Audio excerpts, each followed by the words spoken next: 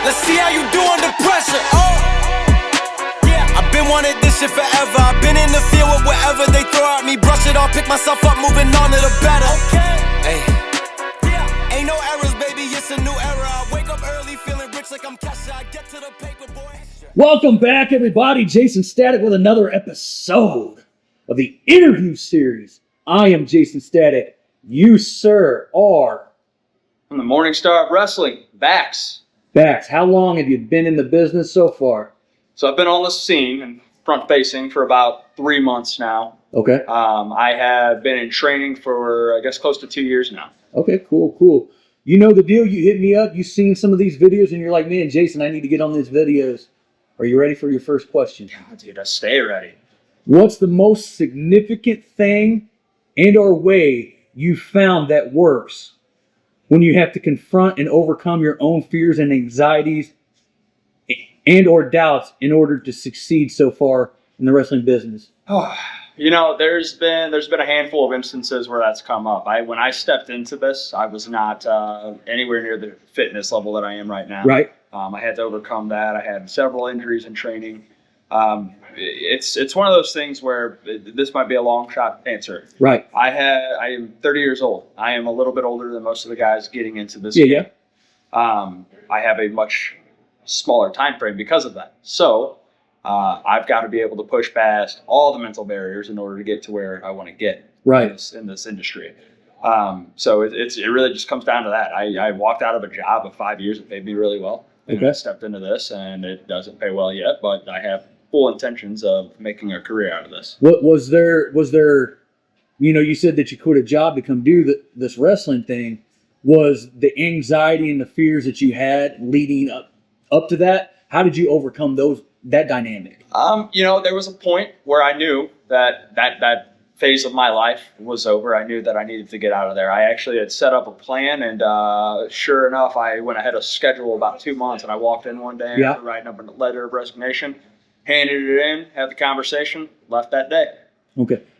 What is since you've been in about 3 months, you're still pretty green in the game. Mm-hmm. Nothing wrong with that. Everybody gets to that level. Everybody starts somewhere. What has been the most difficult thing so far since you've been in? You know, that you've had to overcome. I would say, you know, and I go back to my first match, my debut match. I walked out of the curtain, and that was the scariest moment of my entire life right there. Right. There's a lot going on. There's a lot of noise. You have to get through your match. You have to obviously make everything look crisp. You have to perform because these people are paying to see good wrestling. Right. Getting past that match was probably the biggest barricade that I had. I found that my comfort level has come a lot easier as I've stepped forward into this day by day. Right. What is you said that you had to get in physical shape. Mm-hmm. When you started out. Were you not in physical shape? Oh no, I was and I've been in the fitness industry. I've been working out since I was about 13 or 14 years old. When I started training, I was about 220, 230 pounds, a lot fluffier than I am right now. I'm sitting at about 210. Okay. It just, you know, it was poor dieting for me at that point. I let myself go. I was in a depression, and this was actually my way out of that. So. Okay. When you something that I know a lot of young guys in the game when they first start out is, you know, since you tipped on nutrition and working out, what is something that you found worked for you? I know it's not going to work for everybody, but what is the thing that worked for you to get you down to that level, to that physical level that you wanted to get at? I mean, you know, I found that all of this is mental, and even that aspect of it is very mental. A lot of guys want to be able to, when they're in their early 20s or teen years, they think they can eat whatever they want, and like they wake up the next day, the shredders all get out. I don't have that benefit. I've never had that benefit. Right. The reality is that I eat what looks like rabbit food a lot, and I found that it was just one of those things where I couldn't think too much about it. I had to do it because, again, I'm pouring my entire life into this. Mm-hmm. So why would I not make sure I'm efficient on every cylinder possible? Right. And as for nutrition, we just tipped on that. What about the physical side of it, weights and? Oh, I was gonna say I'm in the gym. I would say 4 to 5 times a week. Having a wrestling match on a weekly basis. If not, I'm training.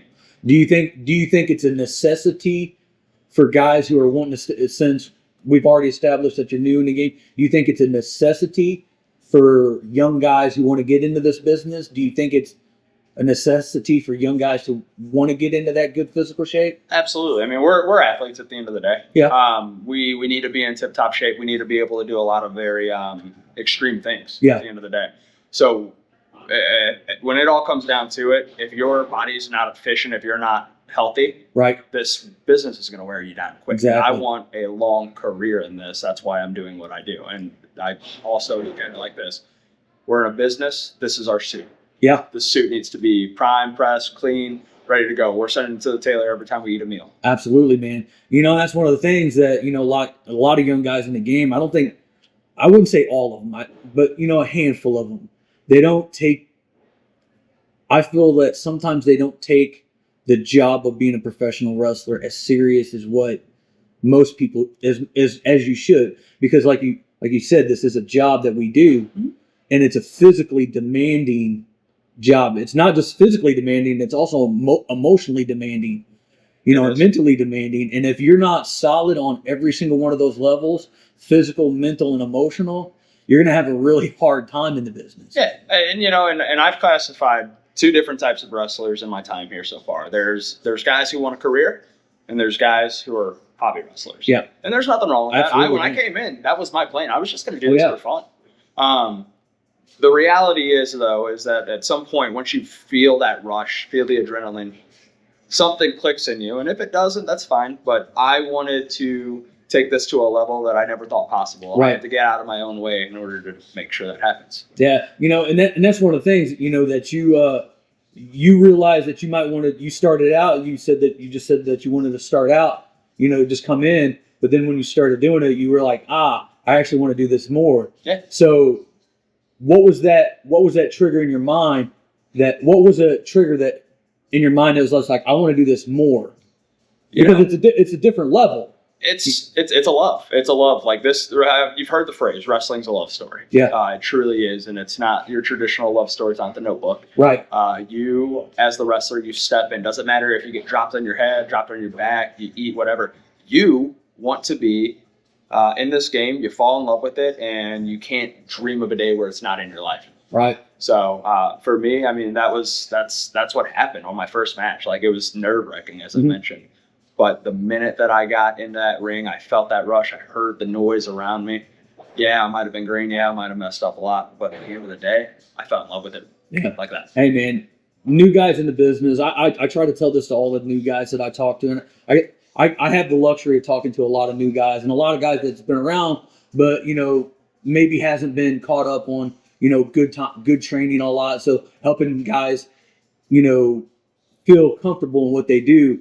And I tell guys that you have to decide on what level of this game that you want to play in. Yeah. Because if you want to go to the dance, everybody knows what the dance is. The dance is WWE. That's the biggest platform, the biggest wrestling platform in the world, bar none.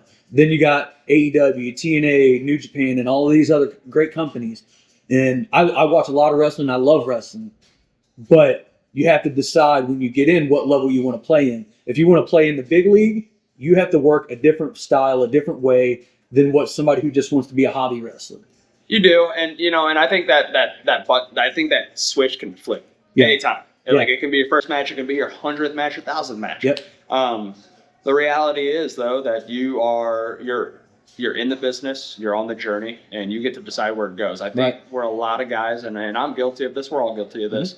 Is we don't realize what we're capable of. Right. Some of us didn't even realize how crazy it is that we do what we do out there in the ring. Oh yeah.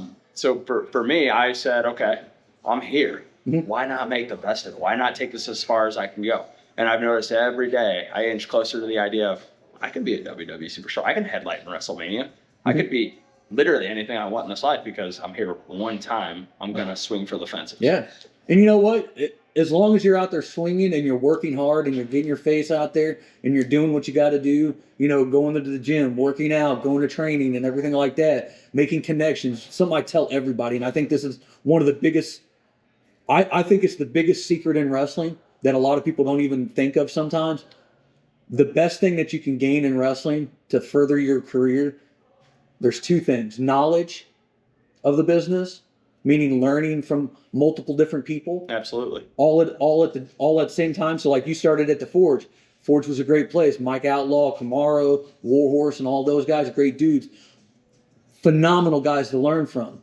But guess what? There's other guys around that you can learn from that have, that can have tools that you can insert to your tool bag. You can go out to Dynamo. You can go out to Santino Brothers Wrestling out in California. You can go up to CZW. You can go up to the Monster Factory.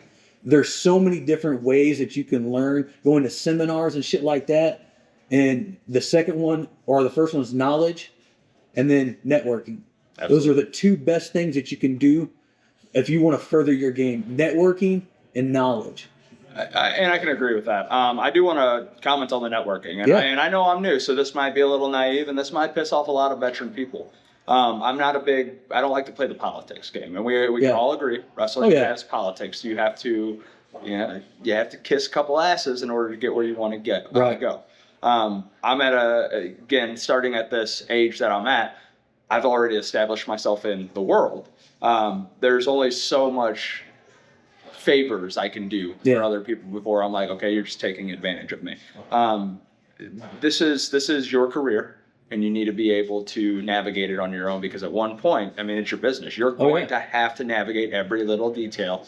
Even when you're under a contract at some point, you're going to have to navigate a lot of things. Oh, yeah. And you have to decide what you're going to tolerate. Because the one thing I don't want this business to become for me is a burden. I don't want it to bring me down. I want it to elevate with me in it.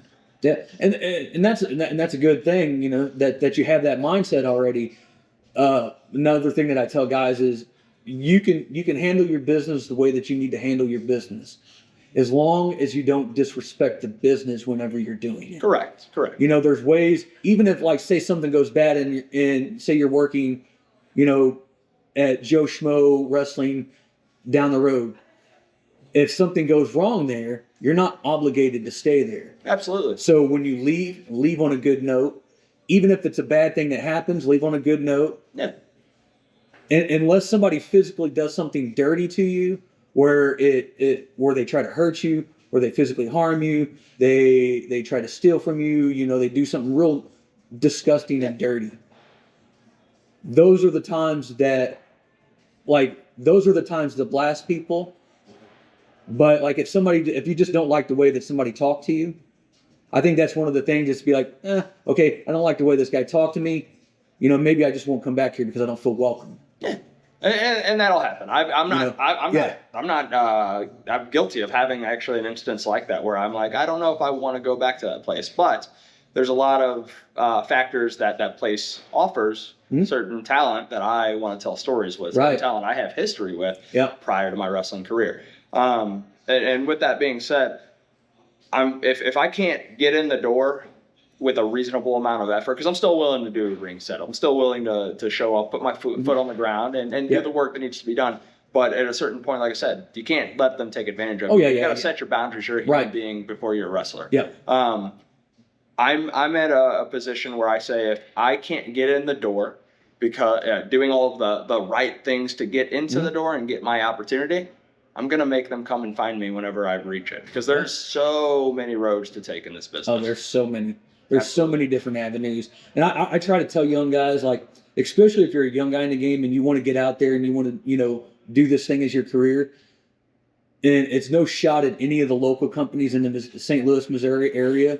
But if you want to get your name out there, you got to put your foot out the door. Meaning, you got to put your foot out the door of Missouri. Yeah. You got to go to Illinois. You got to go to Arkansas. You got to go to Tennessee. North Carolina, Florida, California. And the only way that you can do those is network with people. Absolutely. But other than that, do you have anything to promote? Upcoming matches, upcoming shows? Oh, God, I've got a list of them.